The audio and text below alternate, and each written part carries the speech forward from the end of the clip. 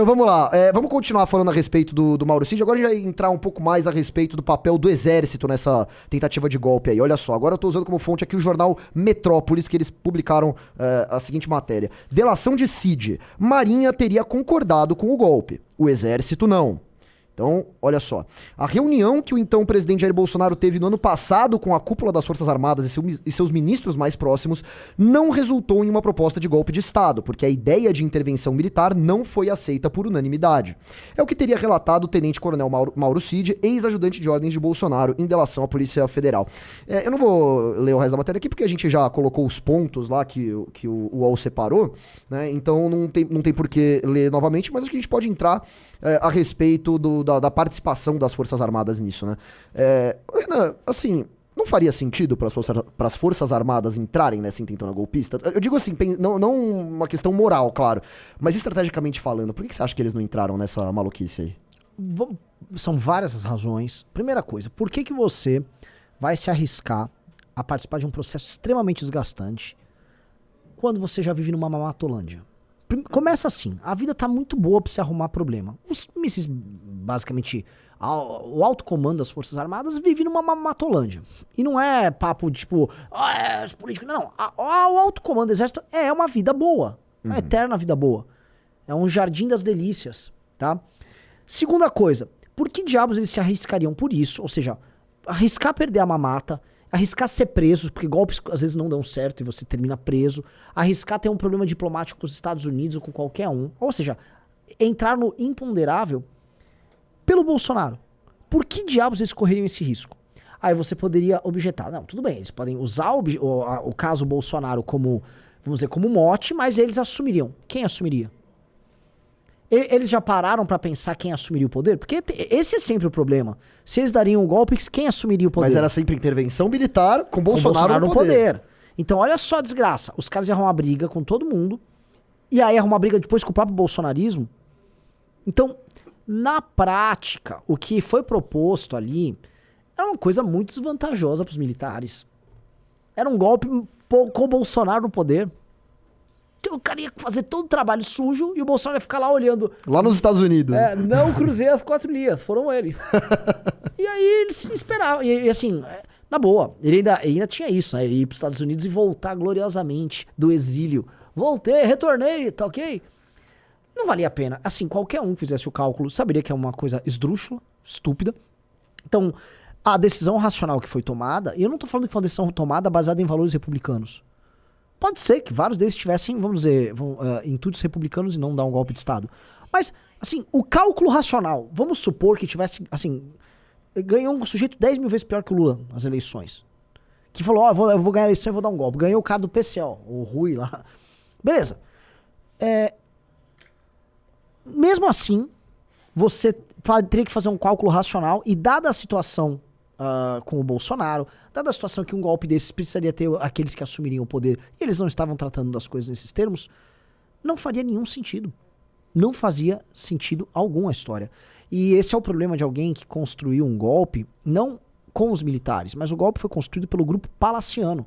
Não à toa a proeminência do Felipe G. Martins, não à toa a proeminência de figuras que estavam aposentados do exército e que eram de uma linha minoritária das Forças Armadas, que é o caso do Heleno. O Heleno era de uma linha, lá do final da ditadura militar, que se tornou minoritária, que era da linha dura.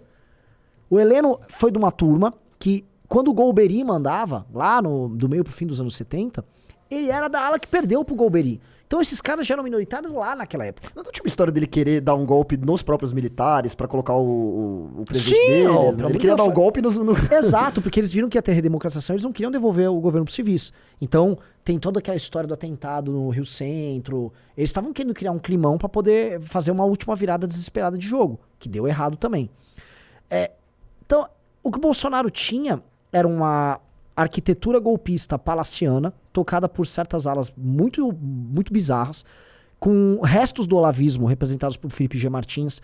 Anteriormente, quando teve a pandemia, essa turma teve mais forte, com Alan dos Santos, tentativa de sublevação de policiais, organização de uma espécie de um discurso de revolução contra governadores e tal. Lembrando que o Bolsonaro parou de peitar o governador quando acabou a pandemia, mas no período da pandemia, O Bolsonaro colocava os governadores como grandes inimigos, porque eles queriam que as polícias se rebelassem com os governadores, baseando na ideia que as polícias estavam cumprindo ordens ilegais, que violavam a Constituição contra a liberdade das pessoas. Porque ele falava que os decretos dos governadores eles não poderiam se sobrepor às leis. Sim. Portanto, a Constituição e o direito de ir e vir. Então, Sim. os decretos da pandemia não valeriam. Eu acho que dos planos doidos do Bolsonaro, esse foi o que mais foi longe, né? Porque, de fato, ele conseguiu angariar um apoio muito grande nas polícias militares. Aqui em São Paulo, inclusive, o Dória teve que puxar um pouco a corda, né? Mas, enfim, você queria colocar um ponto aí, só dar Renato? um parênteses, que é curioso isso, como grande parte ali do bolsonarismo ali em geral, né? Do governo Bolsonaro, muitas coisas eram decididas ali por aqueles assessores mais próximos.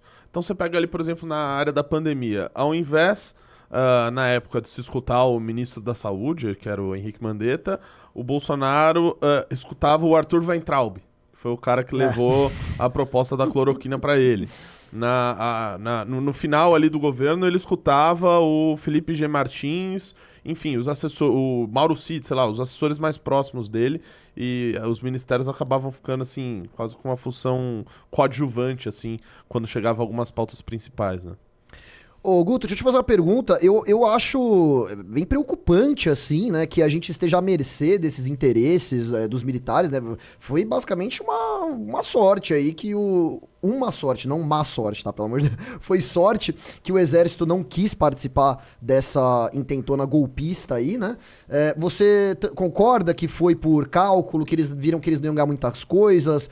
Você acha que foi por medo? Porque imagina, né? Se o Brasil leva um golpe de Estado, os militares assumem o poder, dão pro Bolsonaro o poder, né? A retaliação da comunidade internacional, eu imagino que seria gigantesca, né? O Brasil não contaria com muito apoio da comunidade internacional, né? Quem seria amigo do Brasil nessa situação? Então, como é que você vê aí essa decisão do exército de não entrar na intentona golpista?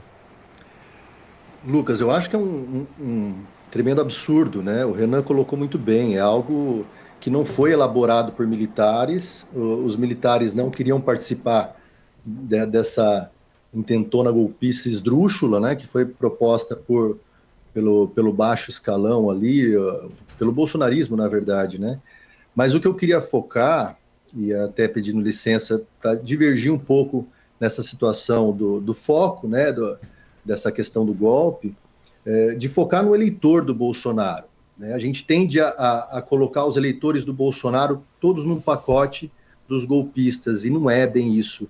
Eu não sinto isso, né? Muita gente fez o voto do Bolsonaro para evitar o Lula, mas não são eleitores golpistas, né? Eleitores que votaram no Bolsonaro e acharam absurdo aquilo que foi feito em Brasília. Então a gente não deve colocar eles no mesmo pacote, né? Muita gente foi levada a acreditar nisso, mas me comove esse eleitor, por isso que a gente, nessa discussão, fica desamparado aquele cara que é o antipetista, que queria ver uma oposição de verdade, e a gente está falando do Bolsonaro ainda, né? A gente está falando de Mauro Cid, que seja julgado, que seja condenado, se fez, mas a gente está deixando a discussão de oposição ao PT de lado, e para mim isso é preocupante. Hoje a gente tem poucos parlamentares, como Kim Kataguiri e alguns que a gente pode contar talvez em uma ou duas mãos, mas o Lula está viajando, gastando dinheiro, gastando horrores, querendo comprar avião, né? E aí muita gente fala, nós temos um congresso conservador, e não temos um congresso conservador. Ontem vocês levantaram no MBL News sobre a votação do projeto do Kim, que reduz a maioridade penal, um projeto de extrema urgência para a segurança pública do Brasil, e um deputado que presidia, Marcos Pereira, se não me engano, né? Isso. O presidente da sessão, simplesmente tirou de pauta algo que é do conservadorismo. E aí você entra no perfil do cara, tá lá, defensor dos valores da família. Partido Republicanos, hein, Guto? Defensor dos valores da família. Eu torço muito para que a família dele não encontre um bandido de menor, para que ele tenha que rever essa postura simplesmente por um cálculo político que ele faz aí.